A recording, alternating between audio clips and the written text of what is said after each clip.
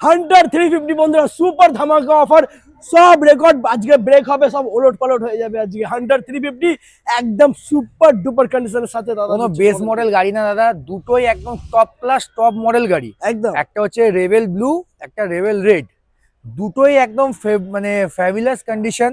2024-এর 2023-এর 8000 চলা, 2900 চলা।